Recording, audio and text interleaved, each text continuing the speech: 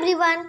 Today we will start with the chapter 1 of this book. We have finished reading this introduction part in the last story episode. So now let's revise it again. And the next page of introduction. So look, she is saying, here's what happened. So this happened. Chapter 1. Make way for Spot and Whirly, I said. I carried a tissue box carefully into Miss Frizzle's classroom. Kids were all over the place putting away jackets and lunches and books. I was lucky to get my desk without anyone knocking the box out my hands. You gave names to your tissues? Tim said, staring at my box. That's weird. This is Miss Frizzle's class, Carla pointed out. Around here, weird is normal. Don't remind me, groaned Arnold. But those are still strange names for tissues, Keisha said. They would be strange names for tissues. But Spot and Whirly were perfect names for my pet ladybugs. I held out the box so everybody could see. Cool, said Dorothy Ann. We usually just call her DA. She looked through the screen I had taped across the opening of the box. Behind it, Spot and Whirly crawled around on some leaves. They looked like tiny red balls with black spots, legs and antennae. I didn't know ladybugs could be pet, Keisha said. Well, I am not exactly sure how to take care of Spot and Whirly, I admitted. I just found them in my backyard yesterday. I don't know even what they eat. I bought them in so I could find out more on them. You are not only the one with bugs on the brain, Wanda, said Tim. Check out Miss Frizzle's outfit. The Frizz had just walked into her class room. Maybe I should say she burst in with those fake antennae sticking out of her headband, and pictures of dragonflies, beetles, and other bugs on her overalls. She looked a lot like an insect herself. As usual, Lish the class lizard was on her shoulder. The teachers were never bugged out at my old school, said Poby. But I was glad to see all those creatures. If there was anyone who could tell me how to take care for Spot and Whirly, it was the Frizz. I hurried over and showed her my ladybugs. I can do better than tell you about ladybugs, Wanda, said the Frizz. I can show you. All of a sudden, Miss Frizzle got the look. The one that tells us she has far out field trip in mind for us. We all knew what was coming next. To the bus, everyone, she said. A trip to the park is just what we need to get intimate with insects. From DA's notebook, insects all over. Did you know there are more than 1 million different kinds of insects on Earth? That's more than any other kind of insects. Insects live all around the globe. They are found in forests, on mountains, near the sea, in the desert, even in the frozen reaches of the Arctic and Antarctica. All right, I exclaimed. I put my ladybug's box in my backpack, leaving the zipper partly open so Spot and Whirly would have enough air. Then I headed for the bus with everyone else. It wasn't until we all bulked in that we realized Ralphie was missing. I couldn't imagine why he was late to school. He finally came running up holding a glass tank. Since we were studying insects, I bought my insect pet to share with the class, he said. I couldn't believe what was inside the tank. The biggest, brownest, hairiest spider I had ever seen. Looking at me made me shiver, but Ralphie acted as if that creepy crawler was as cuddly as teddy bear. This is Fang, my tarantula, he said proudly.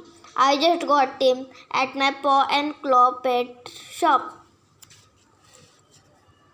It's a tarantula by Ralphie.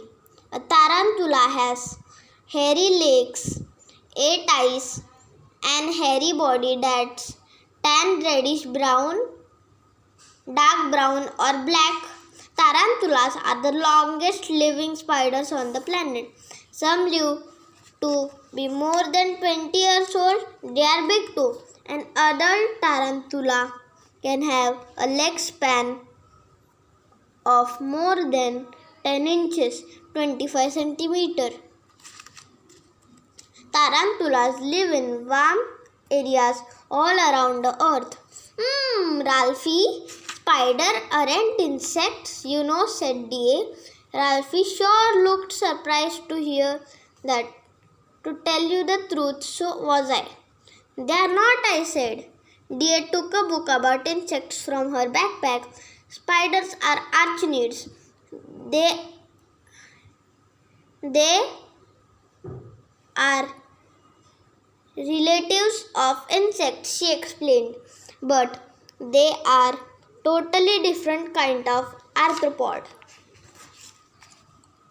From the desk of Miss Frizzle. What is in a name? Scientists have special system for classifying creatures in the animal kingdom. Classifying means dividing them into groups. Animals are placed in different groups depending on whether they are warm-blooded or cold-blooded, have backbones or not, and many other things. Then every animal is given a scientific name that indicates in which group it belongs. Insects and arachnids both belong to a group of animals called arthropods, said Miss Frizzle. All arthropods have exoskeletons. What? Ralphie asked. Exoskeletons, the Frisk said again. Skeletons, they were outside their bodies rather than inside. Arthropods, arachnids, exoskeletons. All those names were making my headache. I just want to know what to feed my ladybugs, I said. And you will, Wanda, Miss Frizzle promised.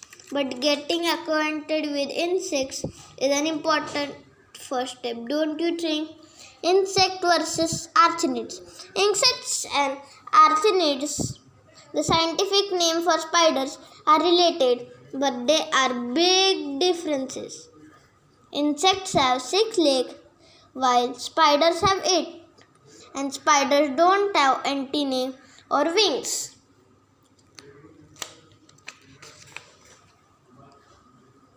He took a poster from the glove compartment while Miss Frizzle drove.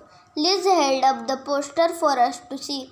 So said Keisha, if you have an arthropod with 3 main body parts, 6 legs, and antennae, it's an insect like Spot and Whirly, I added. You have got it, said Miss Frizzle. Ladybugs belong to the group of insects called beetles. But Fang has 8 legs, 2 main body parts, and no antenna or wings, said Ralphie, so he's an arachnid. Right again, Miss Frizzle confirmed. By the time we finished learning the difference between insects and spiders, we were already at the park. Miss Frizzle pulled the magic school bus to a stop right next to the woods on one side and a pond on the other side. Even from inside the bus, I could see dragonflies and other insects buzzing around. This is the place to learn about bugs. All right, said Poppy. Everyone piled out. I held my backpack in my arms so I could keep an eye on Spot and Whirly. That must be why I didn't notice Ralphie getting off the bus at the same time. I did. Wham! We crashed into each other and tumbled off the bus. My backpack went flying, so did Fang's tank. Ralphie's baseball cap shot through the air. Everything landed in a big heap on the grass, including Ralphie and me. It took me a moment to realize that Spot and Whirly's box had fallen out of my backpack and that the screen had popped off. My ladybugs are gone, I cried. But when I thought about it, it wasn't too upset. Maybe they need to back in nature. What about Fang? Asked Carlos. Does he need to back in nature too? I saw that Fang's glass tank was on its side. Pebbles from the bottom spilled out onto the grass, so did Fang. Ouch! That's what I said.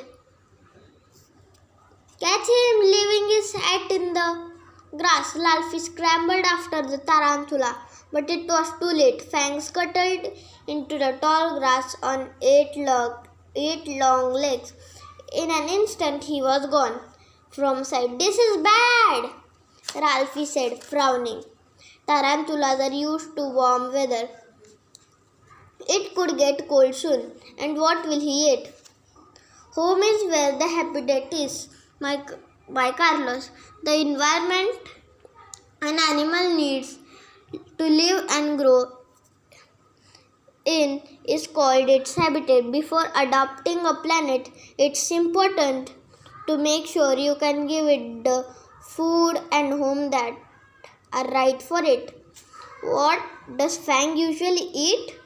Asked Kisha. All spiders are predators, Ralphie told. They hunt other animals for food.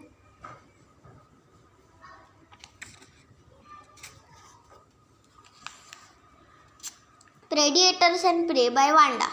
A predator is an animal that lives by hunting other animals. An animal that is hunted by a predator for food is called its prey. I didn't like the sound of that. Not one bit. Not one bit. What kinds of animals? I asked. Insects mostly, said Ralphie. Crickets, grasshoppers, beetle, I gasped. Miss Frizzle, didn't you just tell me ladybugs are a kind of beetle? I said. What if Spot and Whirly become Fang's lunch?